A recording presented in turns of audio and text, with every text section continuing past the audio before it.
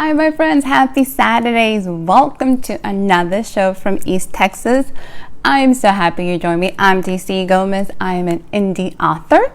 I'm also a mentor, a coach, a motivational speaker. Above all, my friends, I'm a dreamer, which is the reason I have started this series. I want to be able to help dreamers like yourself to start living your best life now. So the reason we're here is to help you start looking for tips to grow, to improve, to give you some things that you can use at any point in time to get you to your next best life at this moment. So with that in mind, today's show is all about the Law of Intentionality by John Maxwell. So before we actually start with the law, go ahead, give this video a like, share with somebody you know. Let's get us to grow together. Let's build this community. Let's get us all to be here together. So share with somebody, invite them to join us. As well, if at any point in time you have any questions, concerns, put them in the chat. Go ahead and send me a message. I'm going to be looking to the side to make sure that I'm reading your comments. If you have any questions, let me know throughout the program. If I don't get to it throughout the show, don't worry about it. I'll go back and read them as well. So make sure you plug it in. So we're going to get started. Today we're going to talk about the Law of Intentionality. So last week we talked about John Maxwell's book. So we talked about the 50 laws of value and 50 laws of valuable laws of growth. That's kind of what we talked about. We introduced the laws last week.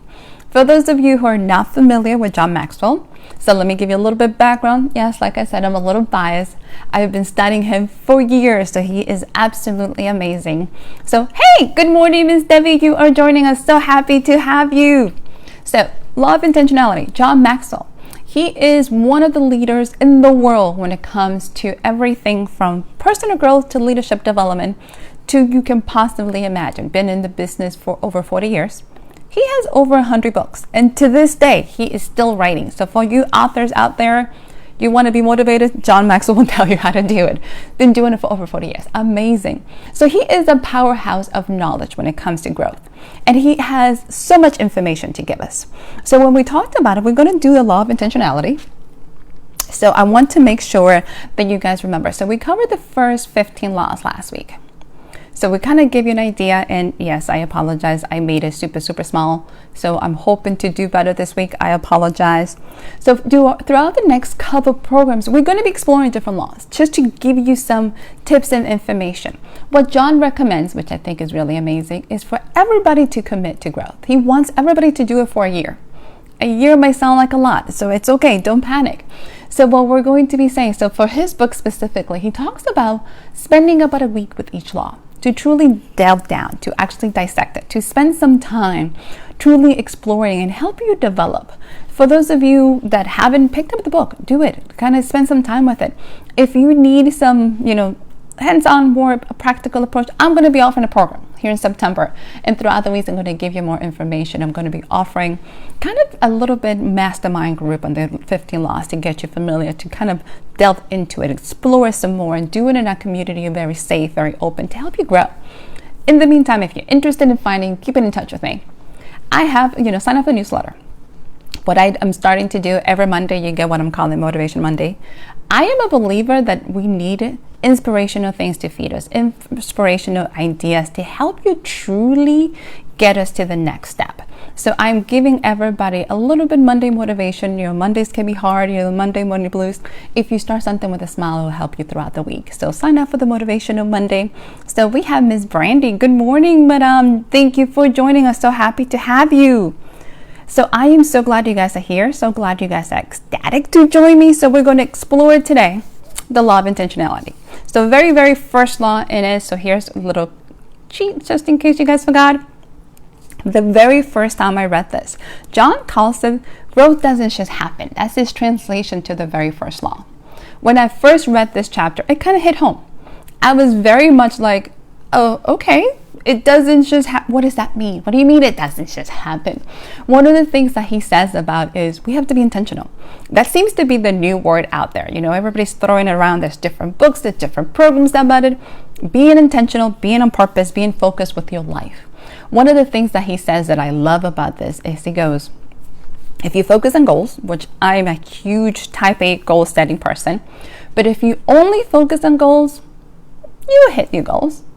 But it's not guaranteed you're going to grow. I said, okay.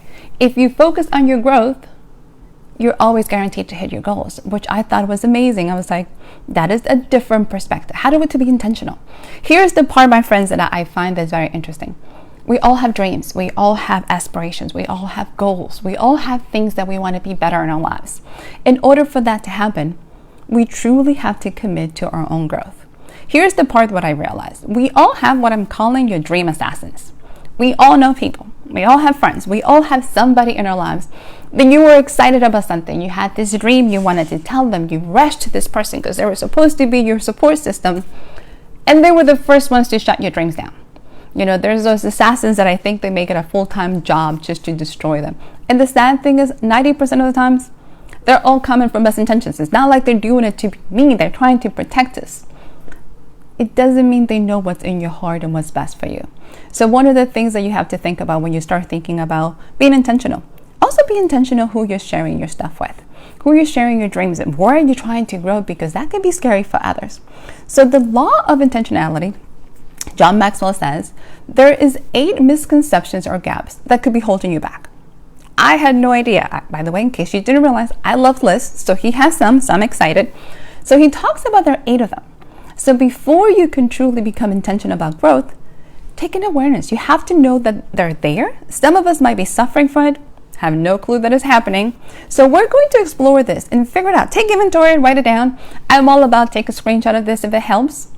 Think about it this way. So we're going to get started. So think about what he says. According to Maxwell, we have 8 gaps. The very first one that he talks about is the assumption gap. And according to him, I assume that I will automatically grow. So my friends, let's dig into this, because this is the first one I read and I was like, what do you mean? Shouldn't that automatically happen? This one is rooted in our youth. So let's kind of break it down a little. So think about when you're young, and if you have kids, or if if you remember back in the day, it happens. Nobody's questioning if a child is not going to start growing teeth. You're not going to question if they're going to get taller. You're not going to question if they're going to learn to talk.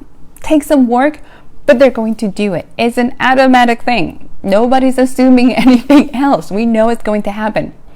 The problem is we take those assumptions when it comes to our own personal development, with our own personal growth. So start thinking back. Don't put any names. Nobody has to go there. How many times have you said to somebody or even yourself, I should know better, or you should know better, or why are you doing this way? We have assumed, and you know what they said about assumptions, but we have assumed that they have evolved, that they have grown. We have some people in our lives, or you have met some people that are still stuck, whether it's emotionally, spiritually, or even, mentally at a teenage level. Because we all have this assumption that this was going to happen automatically. It doesn't. This is the hard part about growth. You get to a level, whether you're in school, whether you're whatever you want to look at it, and it just kind of stops unless you intentionally continue. So that's the first one. So look at the second one, the knowledge gap. I don't know how to grow. This one is kind of interesting because we don't know what we don't know. I think that's the reality of it. But this is what I like about Maxwell. We're all students to some extent on the School of Hard Knocks Live. I raised my hand. The problem with that school, let's be honest, some of those lessons are hard. They're difficult. They're painful. The worst part about it, they're random. It's not something you can count on. You can't say, I'm going to learn in the School of Hard Knocks Live how to get prepared at finances or how to get prepared at relationships. It doesn't. You learn those lessons through trial and error. So one of the things that he says is, I don't know how to grow. You have to actually search for it. You have to be willing to say, there is a system, there is a way. And right now, the beautiful thing with technology and the times that we live, you can get programs right in your home. You don't have to leave your house. You can get them right where you're at. But here's a gap. You have to realize that might not be something. So let's look at 3. The timing gap. This is the part what I think is kind of interesting. According to Maxwell, it's not the right time to begin. How many times have you said that to yourself? How many times have you said, I'll start tomorrow, or maybe not today. Oh, I have this list of to-do. I have millions of lists of to-do in case you haven't realized. I do them all the time. And sometimes you get different competing priorities, and they're all going to be asking for your attention. So what he says, there's a law called the Law of Diminishing Intent. So here's the part about this law that hit home the other day that I didn't realize, is the more you put off doing the things you know you should right now, the greater the possibility that it's never going to get done. So according to the Law of Diminishing Intent, we know we're supposed to go out there, you're supposed to, let's say, sign up for the course or start the business or I usually say, start your next step to get you to the life that you want. And you're like, I'm busy. Whatever is taking your attention now is something you've given up to move forward. So you have to remember it. There's only so much stuff you can do and so much competing attention. So you have to say, what are you giving up to get you to the next step? So if you know you're putting something off that you should, remember, you're less likely to get it done. So that's kind of what the law says. So let's jump back. Look at the mistake law. This is an interesting one. I am afraid to make a mistake. How many times do we actually question ourselves? Are we doing the right thing? So learning and growing is messy. That's one thing Maxwell says that I have to agree with wholeheartedly. It is very, very difficult, my friends, to want to make a mistake. It's hard. We're adults. Nobody wants to look foolish. Nobody wants to admit, I don't know something. So when you have these assumptions, one of the things when you're looking at these gaps is what is holding you back from taking a leap of faith. So the mistake gap, being afraid of taking that leap, being afraid to saying, I have to start over. That's a huge one for a lot of us. So let's look at the perfection gap. I have to find the best way before I start. That's kind of what Maxwell is saying. I'm a bit of a perfectionist, so I have to be really, really careful when it comes to these things. Sometimes perfectionism is going to stop you. If you're like me and you're looking for the best way to do something, sometimes you spend your whole time looking for it and never actually getting it done. So when you're looking at it, one of the things that he says that I enjoy is when it comes to growth, the best way to actually find the way is to actually get started and actually doing it. There is not going to come to you. There is nothing that's going to give you the best way. If you ask some of your friends, and I actually kind of have asked around a little bit, do you have a plan for personal growth? You'd be surprised how many people haven't thought about it.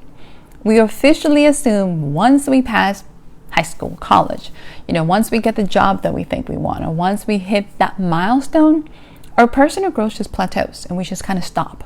And we kind of get stuck there. If you're interested in wondering, are you stuck in a place? Go back and kind of question, have you been saying or doing or repeating the same things over and over? That's when you realize you're stuck. That's usually the catch. When can you actually move forward? You have to decide to commit to yourself. So let's jump to the next one. Look at number 6. So Miss Debbie, who is on the line with us, is a writer. So this is the inspiration gap. So authors specifically are very good at inspiration, artists or anybody else. This is what he says is, I don't feel like doing it. As a writer, everybody's always looking for their muse to show up. We're always looking for inspiration just to hit us like lightning. This is the best quote I've heard about inspiration. It was from Picasso. So one of his favorite sayings is, inspiration should find you working. Believe it or not, even John Maxwell said it, it's not going to come and hit you like a lightning ball and just get you up and going. No, that's not going to happen. Most of the times, my friends, you're going to have to start, whether it's a growth, whether it's a project, whatever it is. And then inspiration tends to come in and kind of pushes you along. I usually joke with people is, my muse will come in and just kind of leave me. I don't know where she goes. Like page 30, my muse is gone. And then she'll come back at the end and be like, we're done. Inspiration is a little bit that way. Where you're going to come is you're going to be inspired. So, hi. My mom is coming in from Salem. I love the fact that she joined us on the program. It's kind of exciting. So yes. So hi. I'm so glad you guys are here. So Ms. Debbie, yes, you feel my pain, Ms. Debbie. So think about it. Ms. Debbie just wrote, you're correct when it comes to inspiration. We all are looking for this lightning ball to strike us and move us to the next step. And 90% of the times, it's going to meet us halfway there. Halfway when you get to where you think you're going, inspiration is going to jump in. So don't wait for inspiration. You got to start, and you got to start now. So let's look at number 7. Ooh, the comparison gap, my friends. Others are better than I am. This is a tough one. We live in a world where comparison is easy. Let me put it this way. Let's be real. You can see other people's life directly from your home. With social media, we have all these different advances of technology. And this is the scary part. It is easy to compare yourself to other people. It is easy to kind of say, I'm not doing as good as they are, or so-and-so is doing better. As a writer, to some extent, I think every writer, every artist suffer from what is called the imposter syndrome. And I touched a little bit about it before. We believe, which is kind of scary, that we don't belong to be here, and we're just kind of faking along. And we're afraid that if somebody finds out about it, they're going to kick us out of the club. I don't know where this comes from, but I think to some extent, every person in a creative world feels this way. We all have the imposter syndrome hitting us. Here's the part. This is a race between you and you. Nobody else is in this. So, Miss Esther, Cynthia, hi. Thank you for joining me. Kisses. I'm so excited. We have all these people from across the coast joining us. Fun.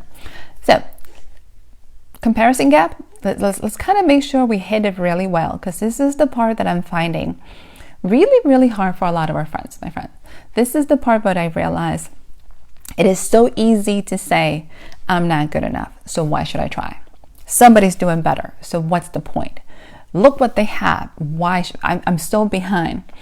I follow different authors, which the goal to follow different people is to get motivated. Sometimes when people are so far ahead, it tends to discourage us. I have a friend that I follow that is amazing. She's a paranormal author, has incredible charisma. She is plethora of books. We've been writing around the same time.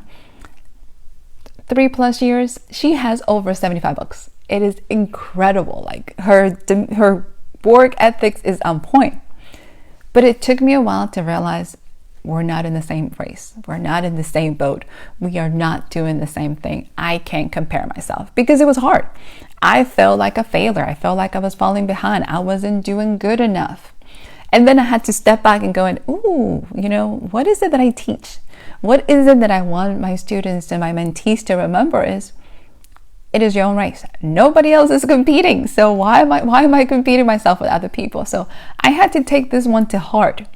So now let's look at the 8th gap, the things that is holding us back, the expectation gap. I tend to joke with some of my friends, and I told them, if somebody would have told me how hard it was to become an indie author, I would have thought about it twice. Not really. I still love to write. That never had changed. But expectations, we are truly think things are easier than they should be. And what happens to growth? It is an entire life process, which is a blessing. If you hit the pinnacle of your life at 25, 45, 55, then what are we doing? We're just going to wait to die? So growth is an ongoing process, my friends. It doesn't just click, you hit it, move on. That's not life. It's make life kind of boring. So the goal is to always be growing, to always be getting better. So Miss Thelma is joining us. Yes, I totally agree. We are definitely enough. Oh, Miss Brandy, you are so sweet. Miss Brandy says, we use you as the part of she's killing it. Oh, one of the things, if you're true, this is my campaign. This is why I'm here, my friends. This is why I love you guys. If this little Dominican can do it, and English is not my first language, my friends, you could rule the world. You are absolutely here. Trust me, expectation management, I am all the way. I have higher expectations of myself than anybody else. And then I get disappointed when I don't meet them. So I have to slow down. This is why we're here together. This is why this entire process is so we're in a family. We're doing this together. We're growing together. And we know that some things are not going to be easier than we are. But we do not have to subscribe to the School of Hard Knock Live. There is always a process. So let's look again. Take a look at those gaps. I want you guys to take a look in a minute to make sure to know, are you there? Are any of these ones hitting home? You do know I'm honest with you guys. 90% of the times I do this, I'm like, oh, that one hurt. Thanks. I don't think I was ready for that. One of the things Maxwell says as we go through this book, one of the things that I adore is, in order to be intentional about your growth, you got to do a couple things. And this is the reality that I love. Because there's 3 things we got to do. We got to ask, the big questions. What do you want your life to be? And I was like, okay, that's a good one. What are you willing to do? Are you willing to invest in yourself? This is the part. Because we can't ask other people to invest in us if we're not willing to invest in yourself. So before I'd ever decided, listen, I'm going to go ahead and do A, B, and C, I had to say, I'm worth doing A, B, and C. I have been made in the image. I'm beautifully made. I'm powerfully made. So if I can tell this to myself, you need to tell this to yourself, my friends. So Miss Debbie, thank you. I am so glad that, yes, this message is for you. This message is for you guys to remember. You're powerful. You're amazingly made. So here's 3 things. A, big questions. What is your life supposed to be? Here's the next one. Be like Nikes. Just do it. And do it now. Don't think too much about this. I am a believer, and I usually joke, I get invited to things all the time.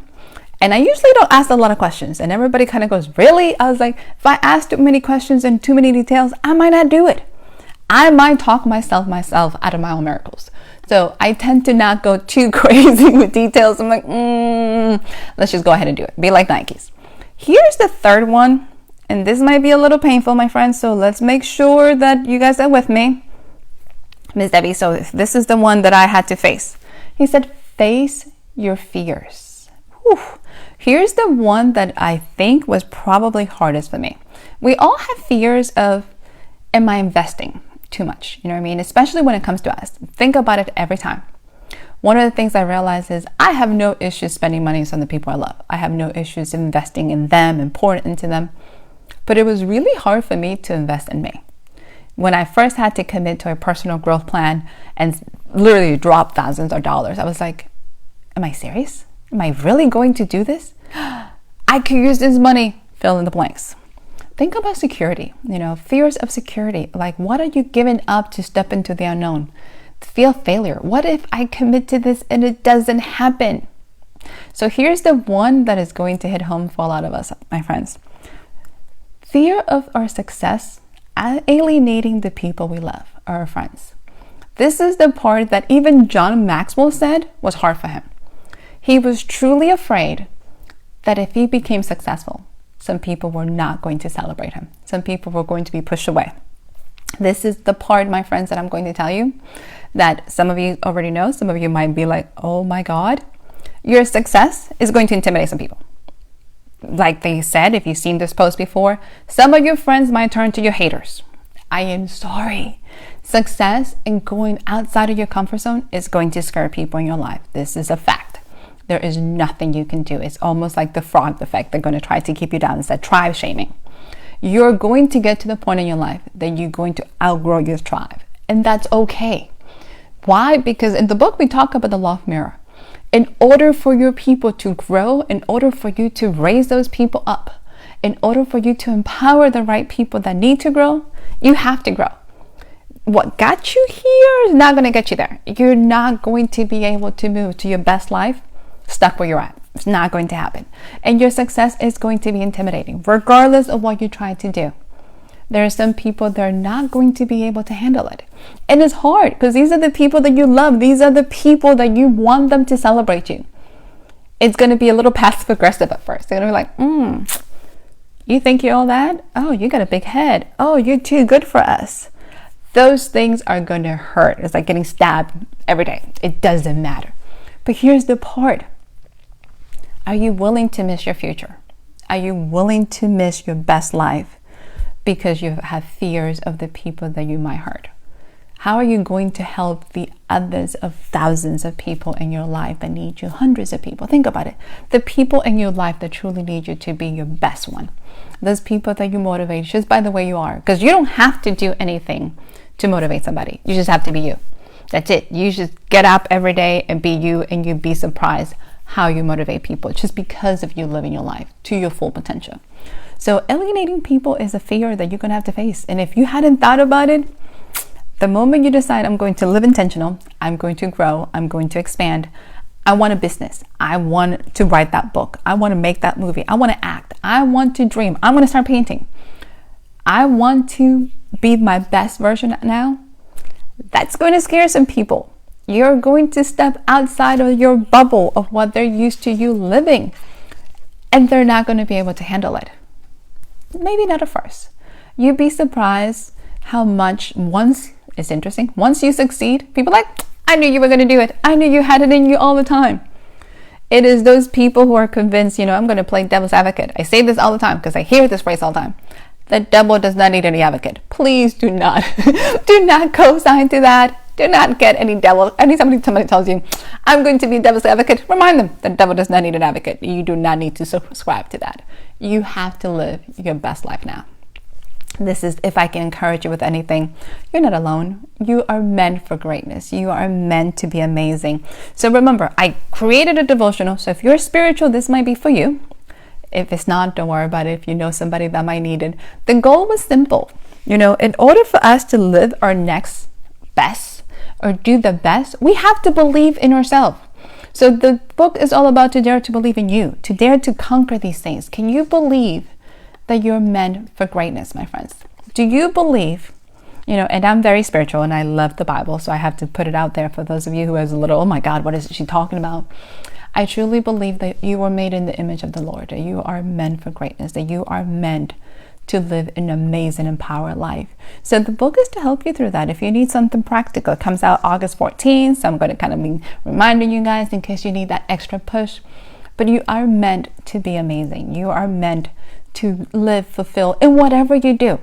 And it doesn't have to be, believe it or not, writing a book. It doesn't have to be starting a business. It doesn't have to be anything but just purely being happy. We have too many people in our societies that are not happy. We have too many people around us who live very miserable, who are just stuck in that rat race. They go home, they go to work, they come, they do the same thing over and over, and they completely have not found what they're good at. They haven't found what Deepak Chopra calls their dharma. So when you live in your purpose, and if your purpose, my friends, is just to get up and be the best spouse, the best mother, husband, dad, if your purpose is just to make somebody smile every day, then you will be fulfilled. But it's finding your purpose, it's finding that, and it comes with growing. And sometimes what we find out is as you grow, your purpose becomes a lot more simple. Life becomes a lot easier. You live with less demands of things that you think you're supposed to do, and just live, and you just do it now. So if you're looking for something, my friends, let me encourage you. I am here to tell you, if anything I can do today is, you're amazing. You are meant to do amazing things. And if you're not doing them, then take a breath. Let go of those limiting belief system. Let go of those thoughts that are holding you back. Let go of those beliefs that you are not good enough. And start living it now. Because you're amazing. You are amazing. The fact that you're waking up at 9:30 in the morning to come hang out with me and truly shows that you're committed to your growth and what you want. So, little reminder before we go, because I know we're getting ready to wrap up. Everybody's getting ready to enjoy an awesome July Saturday. Join the newsletter. Get a motivation on Monday. Get yourself started on that week with the right smile. If you need some empower, if you need somebody to tell you that you are amazing because you have way too many dream assassins around you, let me be that cheerleader for you. Let me be the person that I can pour into you and remind you that you are meant for great things, that you are meant to be incredible, my friends. And if you don't know and you don't feel empowered, then call it by faith. This is what I recommend. Go in the mirror and start doing affirmation thoughts to yourself and tell yourself, until you believe it. Somebody said, fake it till you believe it. Affirm it until you actually have it soak into your subconscious. You are amazing. You are beautiful. You are powerful. You are meant to do incredible things. You are not an accident. So as we get ready to wrap up, thank you so much for joining me. As always, such a pleasure to have you guys. Thank you so much. Next week, we're going to touch a little on the law of awareness. I'm all about awareness. I figure once you become aware of something, it's hard to dismiss it and you become much more in tune with that. So hope to see you guys next week. Enjoy your week. Have a happy, fabulous weekend. And if you're not signed up for the Motivational Mondays, make sure you tune in. And thank you, my friends. Have an incredible day.